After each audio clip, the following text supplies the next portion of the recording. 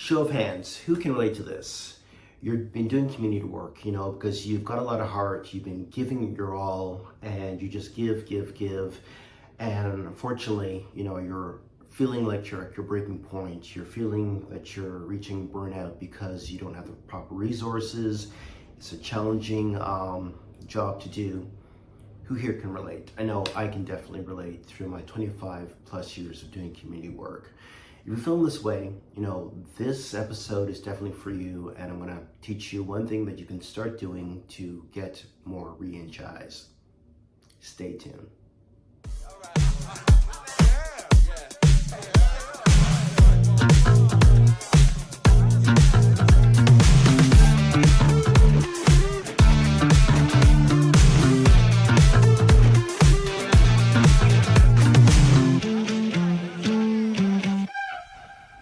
Welcome to London, England.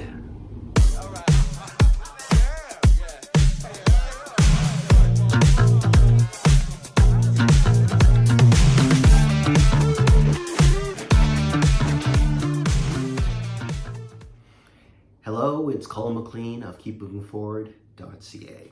Whether you're an individual aiming to unlock your full potential, or you're an organization striving to foster a stronger sense of community, you're definitely in the right place. In this episode, we're going to be covering the word that, it rings true a lot of times when you're doing community building, community outreach, and that is the word burnout.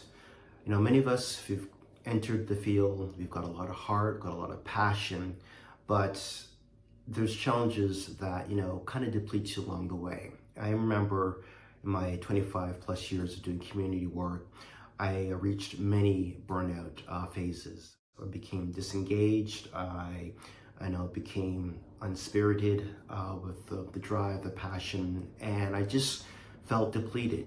Like you give, and the more you give, it seems like the organization or people just keep taking until you feel you're left nothing at all. I remember having panic attacks whereby I was so burnt out that on Sunday night I would get the Sunday night frights where I'd be panicking that I had to go back into, I guess, what I perceived as hell.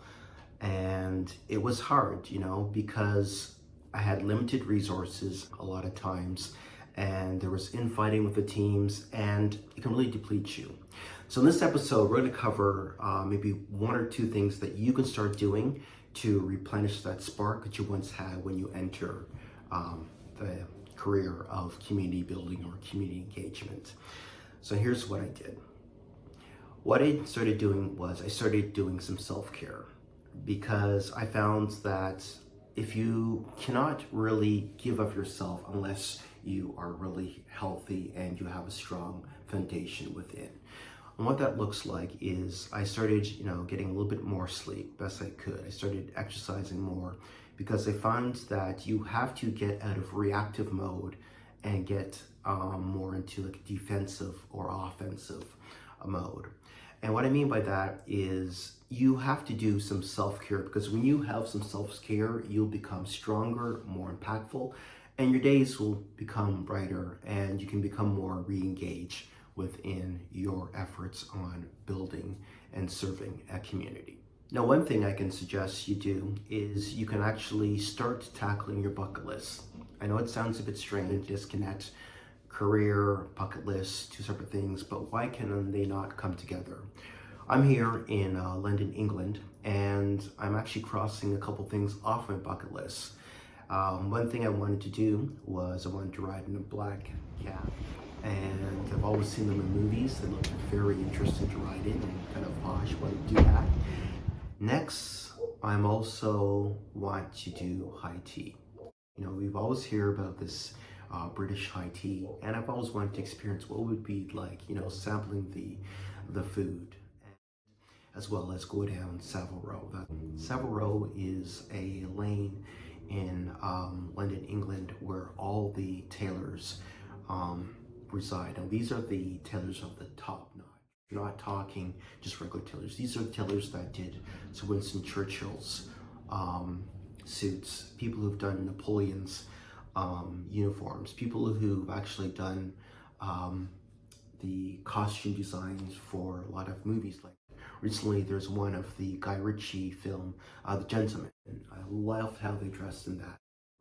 They all come from that lane of Savile Row of bespoke tailors. So that's what I've done, and I find doing that, it replenishes your soul. When you start, having a little bit more fun, you can better serve the community. Well, I hope this episode inspires you to, start doing self-care, start taking care of yourself, start doing some more fun things versus being so entrenched in the trenches of community building that you're burning out, and then you become the angry person across the desk, giving people a hard time. Why? Because you are at your breaking point. The world needs you, and there's only one you, so take care of you, because we all need you to keep growing, overcoming, and achieving.